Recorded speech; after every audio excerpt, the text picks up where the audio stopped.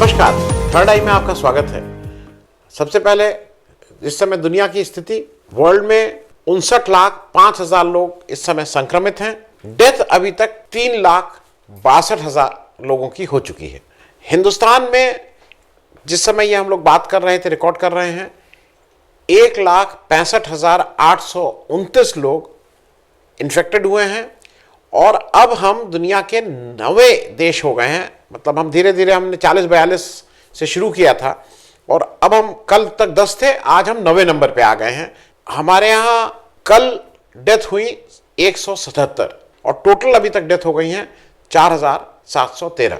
कल infection all time high हुआ 7,300 और इस समय एक्टिव केसेस के हिसाब से दुनिया के हम 5वें देश हैं जहां सबसे ज्यादा एक्टिव जो पेशेंट्स हैं, इन्फेक्टेड लोग, हम 90,010 पे बैठे हुए हैं। इसके बाद में आप वीडियो क्लिप देख लीजिए, क्योंकि ऐसा मुझे लगा, बहुत से लोगों का कहना है कि भाई आप मोदी जी की बात नहीं सुनाते हैं, तो मोदी जी की एक बात सुन लें, प्राइम मिनिस्टर की, उसके बाद बात करेंगे। भाइयों बहनों, गरीबी क्या होती है, गरीब कैसे जिंदगी गुजारा करता है, ठंड ज्यादा पड़ जाए तो भी गरीब मरता है, धूप ज्यादा निकल जाए, गर्मी हो जाए तो भी गरीब मरता है, बीमारी फैल जाए तो भी गरीब मरता है। सारे संकट अगर किसी को झेलने पड़ते हैं, वो गरीब को झेलने पड़ते हैं। लेकिन दिल्ली में बैठी हुई सरकार या लखनऊ में बैठी हुई सरकार, उनको गरीबी के खिलाफ लड़ने की उनकी तैयारी नहीं है, इच्छा नहीं।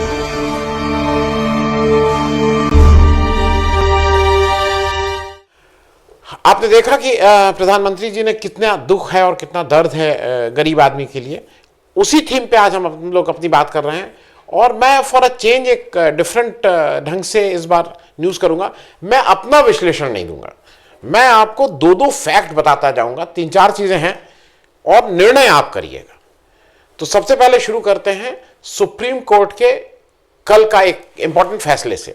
कल सुप्रीम कोर्ट में जस्टिस अशोक भूषण, जस्टिस कौल और जस्टिस M.R. शाह की एक बेंच ने एक लैंडमार्क जजमेंट किया। उन्होंने सुमोटो मतलब अपने आप उन्होंने संज्ञान में लेके जो माइग्रेंट लेबर की समस्याएं हैं, जिनको उन्होंने लिखवाया कि पैदल चल रहे हैं, साइकिल पे जा रहे हैं, लोगों से सवारी मतलब कहीं से मांग के चल रहे हैं, इन लोगों के ऊपर उन्होंने बहुत एक स्पष्ट डायरेक्शन दिया और ये उन्होंने खुले कोर्ट में ये ऑर्डर डिक्टेट करवाया, क्योंकि इससे पहले भी बहुत सी पीआईएल हुई थी और उस पीआईएल के लिए जो सॉलिसिटर जनरल ऑफ इंडिया थे, जो मतलब सरकार की तरफ से जो बहस कर रहे थे, तुषार मेहता साहब, उन्होंने उन पीआईएल करने वालों के लिए कहा था कि आर्म चेयर इंटेलेक्चुअल्स हैं और प्रॉफिट ऑफ डूम हैं। मतलब जो लोगों ने मजदूरों के लिए या उनके बिहाफ पे पीआईएल किए थे, ये लोग प्रॉफिट्स ऑफ डूम हैं, मतलब प्रलय के दूत हैं। इसका कोई बहुत संज्ञान नहीं लिया कोर्ट ने और उन्होंने जो डायरेक्शन दिए उसके मोटे, उन्होंने बहुत से डायरेक्शन दिए हैं और मैं मोटी चीज़ें बता दूं। उन्होंने कहा है कि किसी भी माइग्रेंट लेबर से कोई बस या किसी ट्रेन का कोई किराया नहीं लिया जाएगा। उन्होंने ये भी कहा है कि जितने श्रमिक फंसे हुए हैं, वो राज्य सरकारों की जिम्मेदारी है कि उनको खाना पानी उपलब्ध कराएं। उन्होंने कहा है कि उनको जगह बताई जाए जहाँ से वो असेंबल होंगे और जहाँ से उनको बस या ट्रेन द्वारा वो जल्दी से जल्दी उनको अपने गंतव्य तक पहुँचाया जाए। उन्होंने ये भी कहा कि जो स्टेट जब भी जितनी भी रेल की डिमांड करे, उसको तुरंत रेल मंत्रालय उतनी ट्रेन उपलब्ध कराए।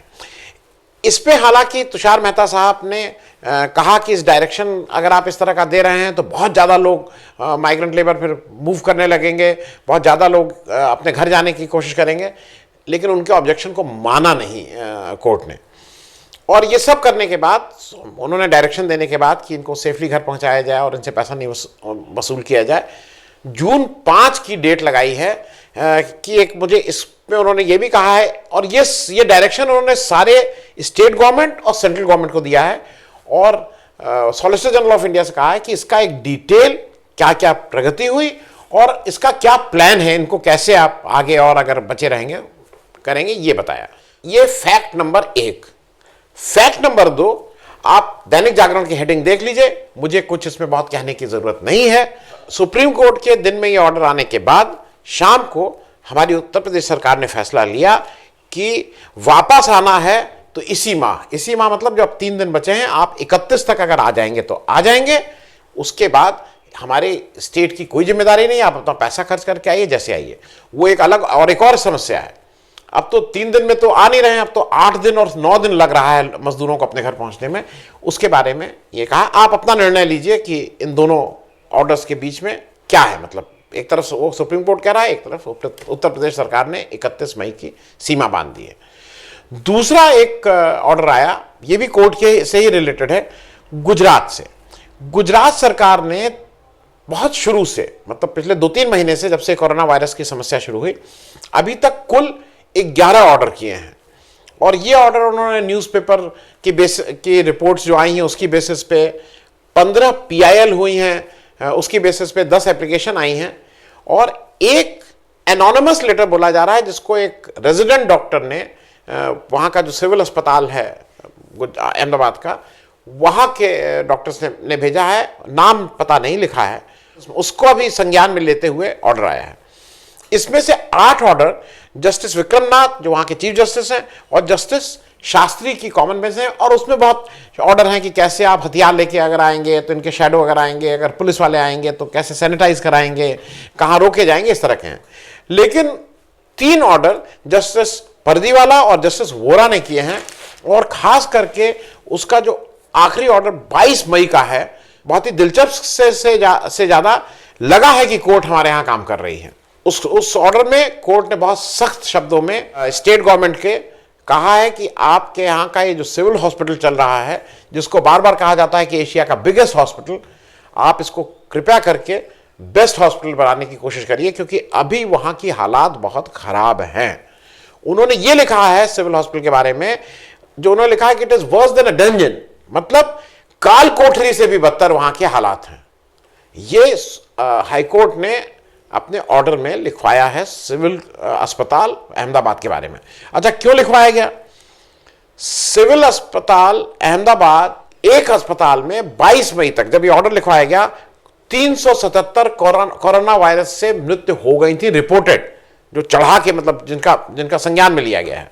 ये हाईकोर्ट, गुजरात हाईकोर्ट के बेंच ने वहां के हेल्थ मिनिस्टर से भी कहा है कि आप जाके इसमें वो करिए। वहां के चीफ सेक्रेटरी हेल्थ को भी उन्होंने बताया है कि आप इसमें तुरंत करिए, और सिर्फ यही नहीं, उन्होंने कहा इंक्वायरी भी करिए, और उन्होंने ये भी कहा है कि अगर आपने इसको नहीं सुधारा तो ये ध्यान रखिए कि किसी दिन भी सुबह कभी भी हम में से कोई जज अपने आप जाके वहां निरीक्षण के लिए आ सकता है।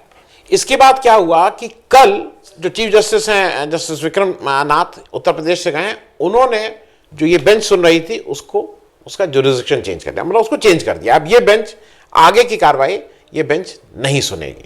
इसके बाद वहां के 44 एक्टिविस्ट और वकीलों ने मिलकर पिटीशन की है, एक एप्लीकेशन, एक प्रार्थना पत्र दिया है chief justice Vikram Nath Gujarat high court को, और उन्होंने कहा है कि कृपया इसमें आप बेंच चेंज मत कीजिए, क्योंकि एक तो कंटिन्यूटी ऑफ हियरिंग है, और उसको जो बोलते हैं अनब्रोकन थ्रेड ऑफ हियरिंग, वो डिस्टर्ब होगा।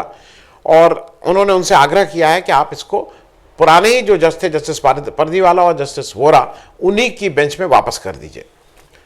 ये एक फैक्ट हो गया।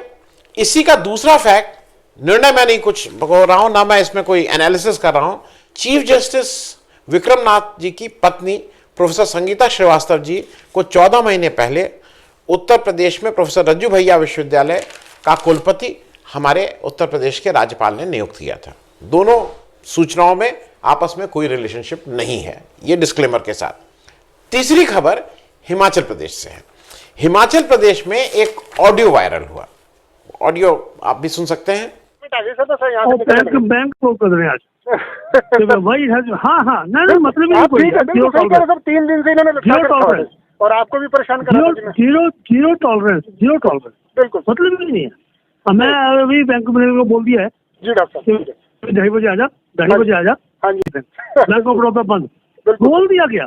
बिल्कुल, हाँ जी, ठीक है सर, तो निकल रहा हूँ सर।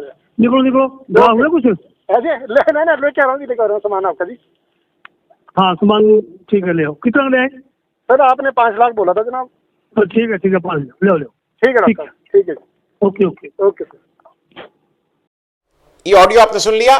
वहां हिमाचल प्रदेश में भाजपा के जो स्टेट प्रदेश अध्यक्ष हैं डॉक्टर राजीव बिंदल, उन्होंने 27 मई 2020 को अपना इस्तीफा दे दिया। और ये रिपोर्ट, ये आपने देखा होगा किसी पेपर ने इसको छापा नहीं है। क्यों नहीं छापा है, मैं सिर्फ फैक्ट बोल रहा हूं, निर्णय आप लोग करिए। और उन्होंने जब अपना इस्तीफा दिया, आप इस्तीफा देख लीजिए, तो उसमें उन्होंने कहा है कि जो निदेशक स्वास्थ्य हैं उनके अगेंस्ट कुछ इस तरह की बात हुई है, वो गिरफ्तार हो गए हैं और विजिलेंस उनकी जांच कर रही है। और अंतिम पैरा इंटरेस्टिंग, उन्होंने ये भी लिखा मैंने कितनी पूड़ी बांटी, कितना वो बांटा, बहुत अच्छा उन्होंने काम किया है, कितने लोगों से मिले, कितनी जगह बूथ कमेटी क्या क्या किया। लेकिन जो सबसे इंटरेस्टिंग वो लास्ट पैरा ऑफ वो है, उन्होंने कहा है कि मैं उच्च नैतिक मूल्यों के कारण, उन्होंने कहा मैं हाई मॉरल ग्राउंड्स की वजह से इस्तीफा दे रहा हूं। मतलब नैतिकता क्या डिमांड है कि अगर इस तरह की बात मेरे प्रदेश में हुई तो वो उनके प्रदेश में अध्यक्ष हैं, वो सरकार भी नहीं है, he is not even a government, वो प्रदेश अध्यक्ष हैं। लेकिन अपनी जिम्मेदारी मानते हुए डॉक्टर राजीव बिंदल, बड़े मतलब उनका नैतिकता का बात है, उन्होंने इतना इस्तीफा दे दिया है। अब आप एक वीडियो देख लीजिए, ये वीडियो मुझे बहुत व्यथित किया है।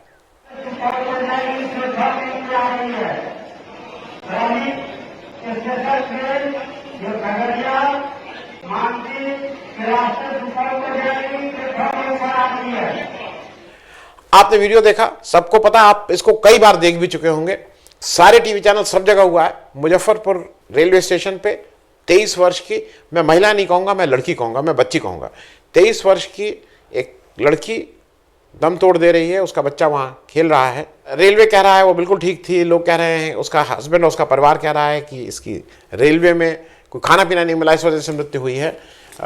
और भी लोग रेलवे में कल परसों भी फिर लोग मृत पाए गए हैं।